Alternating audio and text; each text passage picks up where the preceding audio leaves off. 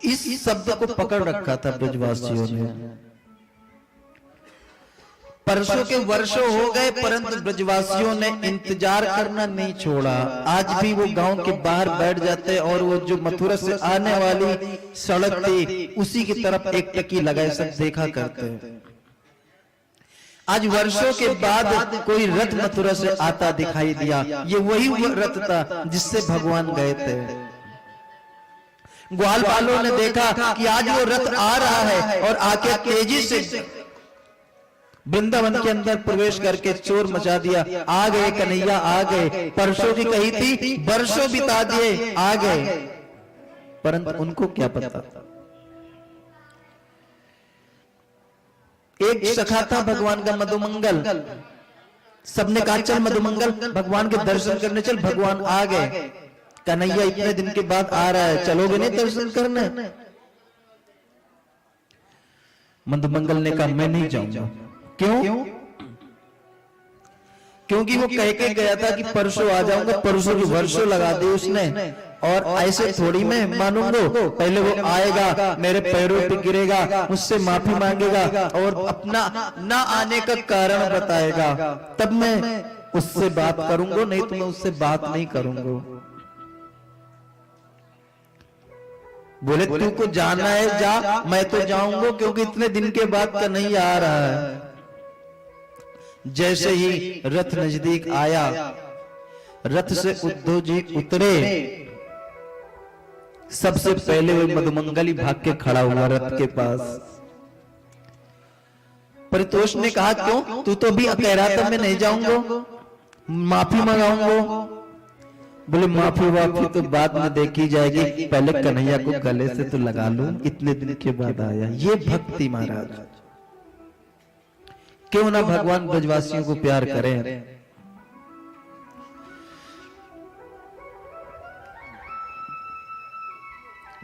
जब देखा नजदीक आगे कि ये तो भगवान नहीं है, उद्धव हैं। वाह कन्हैया, वर्षों के बाद सुध भी ली तो भेज दिया अपने किसी मित्र को, खुद नहीं आया। उद्धव बोल अपना परिचय देते, मैं बृहस्पति शिष्य उद्धव, कृष्ण ने मुझे भेजा है, मुझे नंद रानी के महल का रास्ता बता दो।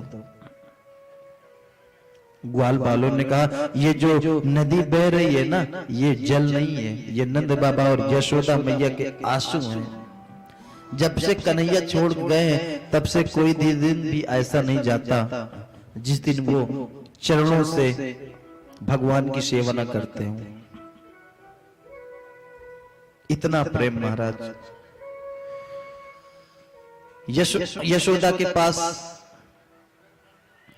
पहुंचे उद्धव, इतना रोए नंद बाबा मां यशोदा की आंखों से ओझल दिखना लगा था, आंखों की रोशनी कम हो गई थी। उद्धव ने कहा मैया मैं प्रणाम करता हूं, बृहस्पति से उद्धव हूं, मुझे कन्हैया ने भेजा है। जैसे मैया ने यह सुना बोले शांत हो जाओ, अब हाल है हमने कृष्ण को सुलायो है। कबहू माखन मांगे, कबहू चंदा मांगे और कबहू कहे कि हमारी शादी करवा दो। अब हाल ही सोए हुए पालनों में, तुम धीरे बोलो नहीं तो अब हाल हमारा लल्ला जग जाएगा। जब ऐसी बातें सुनी उद्धव ने तो उद्धव के ज्ञान चक्षु खुलने लगे महाराज। विद्वान थे परंतु प्रेमी नहीं थे। आपने कई ऐसे संतों विद्वानों को देखा होगा जो अक्कड़ होते हैं, उनमें विवेक की कमी होती है। उद्धव भी उसमें से एक थे, ब्रह्मनिष्ठ थे, सारे विद्वान थे, परंतु प्रेम नहीं था। जब ये प्रेम देखा मां यशोदा का, उद्धव ने कहा मैया क्या बात करती, वो तो मथुरा में है, तुम्हारे मथुरा में होंगे, अब हाल हम सुला के आए हैं और देखिए हमारे कहीं नैया कहीं जग न गए हो। और ऐसा कह के मां यशोदा पहुंचती है उस पालने में, देखती है जहां पर भगवान को सुलाते थे, परंतु पालना तो खाली था। उस कमरे में जाती जहां पर भगवान विश्राम करते, कमरा भी खाली था।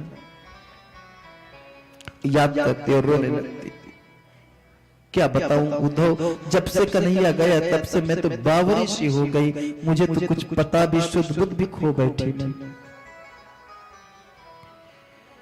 एक दिन की बोल के आए थे उद्धव, महीनों बिता दिए परंतु जाने का मन नहीं किया।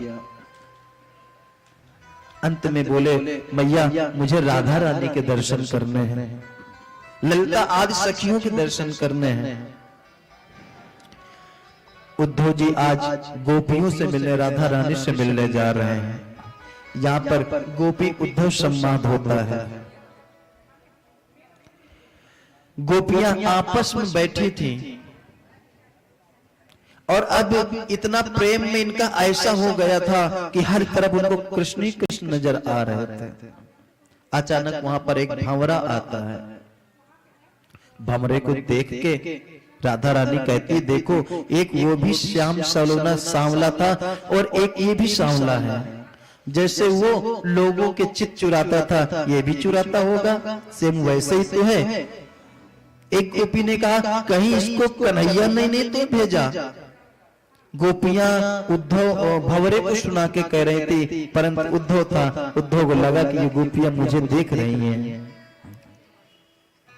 ये प्रेम देखकर उद्धव एक टकी लगाए रखा। महाराज जब कोई नजर हमें एक ही चीज को ढूंढती है, एक ही चीज को देखती हैं, तो सब तरफ मुझे परछाई में भी नजर आने लगता है।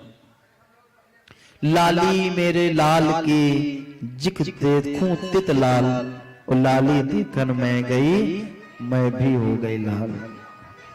हर तरफ कृष्ण ही कृष्ण। कभी तो कोई गोपी कहती कि देखो रे मैंने गोवर्धन उठा लिया, आओ सब इसके नीचे आ जाओ।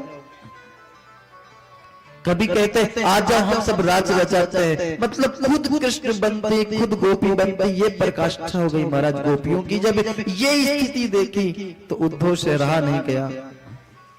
उद्धव वहां से वापस मथुरा गए। कृष्ण से कहा कृष्ण तुम कितने निष्ठुर हो। वहां पर यशोदा और नंद बाबा इतना रो रो के व्याकुल हो गए, तुम्हारे याद तक नहीं आती। और गोपियों की तो तुमसे कहूं क्या। भगवान ने कहा उद्धव मैंने तुमको इसीलिए भेजा था कि तुम्हारे अंदर प्रेम जागृत हो जाए। बोले भक्तवत्सल भगवान की। उद्धव गोपी संवाद होता है महाराज। उसके बाद कंस की दो पत्नियां थी, अस्ति और प्राप्ति। उनके भाई थे महाराज जरासंध। जब जरासंध देखते हैं कि हमारी बहनें विधवा हो गई और उसको कन्हैया ने मारा, तो कन्हैया से द्वेष कर लेता है महाराज। 17 बार युद्ध करता है, भगवान उसको पराजित करते हैं। 18वें बार उसने ब्राह्मणों को बंदी बना लिया कि ब्राह्मण पूजा अनुष्ठान करेंगे तब मैं युद्ध जीतूंगा।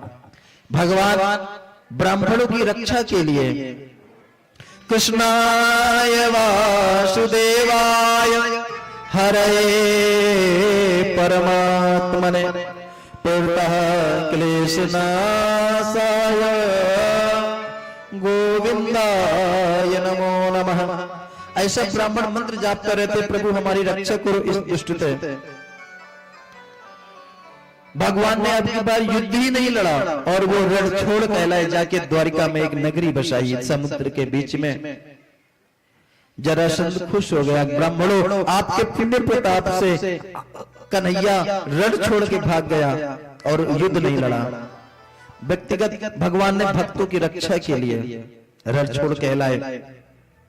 घर हो गया, घर संभालने वाली भी चाहिए महाराज, क्योंकि ईंट गारे के मकान को तो मकान कहते नहीं है ना। गृहम गृहमित्याहु गृहिणी गृहमुच्यते। जब तक घर वाली ना हो तो घर सोना है महाराज।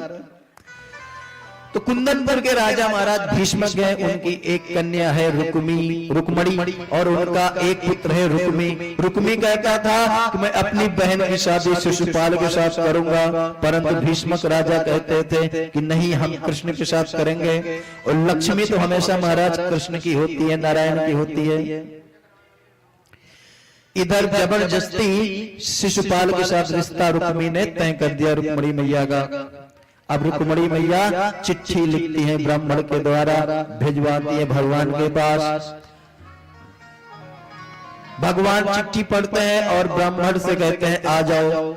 इधर चिट्ठी में माँ ने लिख दिया रुक्मणी मैया ने कि मैं कात्यायनी पूजा के लिए जाऊंगी, तुम मुझे वहीं से ले जाना। अब यहाँ पर रुक्मणी मैया कात्यायनी पूजा के लिए जाती हैं अपनी सखियों के साथ। साजन आयो है सखी,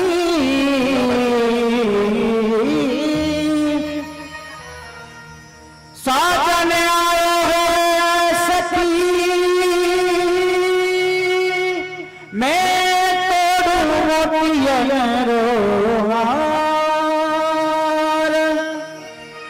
लोग जाने में मोती चुनूं